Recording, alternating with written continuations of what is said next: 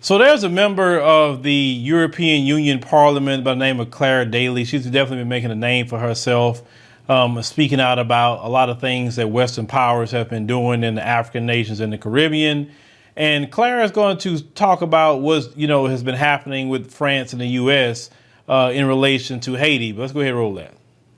Haiti is the site of the first and only successful slave revolution in history. Haitians won their independence from France in 1804 and immediately abolished slavery, becoming the first place in the world to do so. It was also the first state to outlaw racism in its constitution.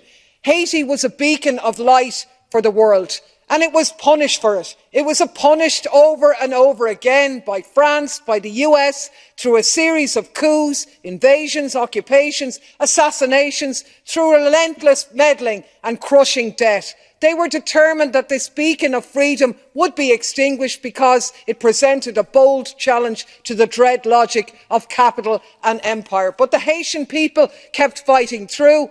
Theirs is a light that never goes out. And so, it's still being punished. The meddling goes on.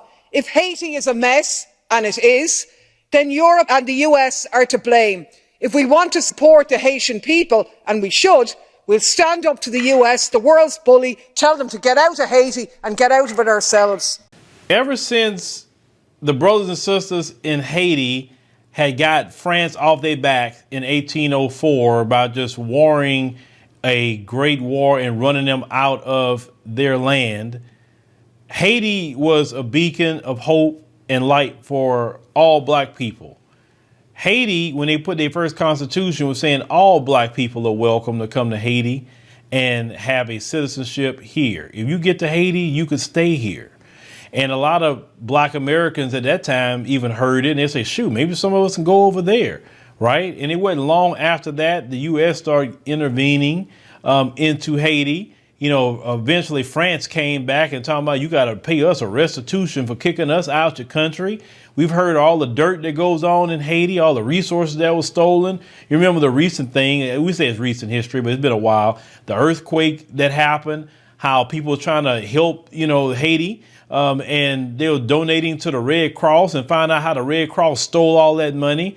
A lot of people donated to the Clinton Foundation, found out the Clinton Foundation didn't do anything with all that money. You found out the Red Cross only built 4 houses when they were giving millions upon millions of dollars. This is why people say, oh, no, I'm not donating to the Red Cross no more because they were considered the Red Double Cross, right?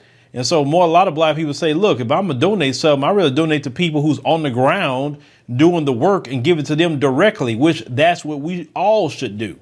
If you're going to donate to something, donate to somebody that you see who's been doing the work way before something has happened, have a great track record, and give the money directly to them. And good and well it's going to go, into good ground.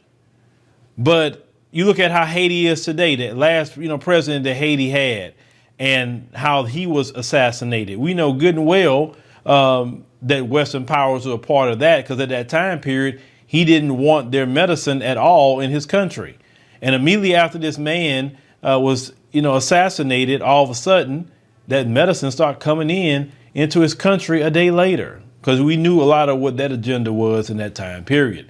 Because Haiti at that time period only had 26 deaths to the virus, while the Western world was suffering with mass deaths. And they couldn't understand it why Haiti, little Haiti, that didn't have all the luxuries of the Western world, how were they faring so well? And the Western world was suffering. Same thing in the African continent. How were they faring so well? We expected, mass casualties, but that did not happen. They was praying and hoping that would happen to black people. But one thing about black people, no matter what you do to us, we are a resilient people. No matter where we at, Haitians are resilient people. No matter if the Dominican Republic government attacks Haitians, they on the same island. No matter, how hateful they are to Haitian people, no matter the atrocities they did to Haitian people, the Haitian people are always going to persevere. Just like in Black America, we're going to persevere. Afro-Latinos will persevere.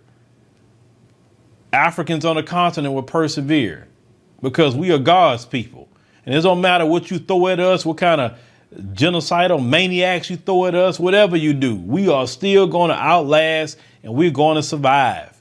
You take one of us out, God will replace us, that one person, with 10. That's just what exactly has been happening all this time. You haven't realized and figured that out yet? No matter what you do, you're not going to just keep us down. You're not going to just crush us like that. And what's been happening in the Western world, when you hoping for the demise for black people throughout the world, your population has been shrinking constantly, and you can't even figure out why. So one day Haiti will, get to the rightful place. I believe it will. Because as you go down, the black world is going to come up. I believe that, and I believe that's ordained by God for the black world globally to rise to their rightful place where they need to be. Because black folks have been held down globally for so long. Everywhere black people are at, we have some sort of issue or problem. And the one thing the old people say, and I know that to be true in my own life, trouble don't last always. But y'all let me know what y'all think about, Clare is saying, and say shout out to her, for that. I love to see people within their own groups call each other out. That's good. Anybody who do something like that as an individual, I definitely support you.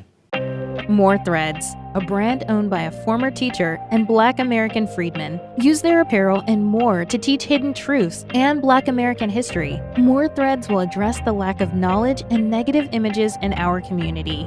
Check out www.morethreads.com to purchase our apparel, read thought-provoking blogs, and more. Sign up to have raw conversations and wear clothing that acknowledges, celebrates, and honors our lineage at www.morethreads.com.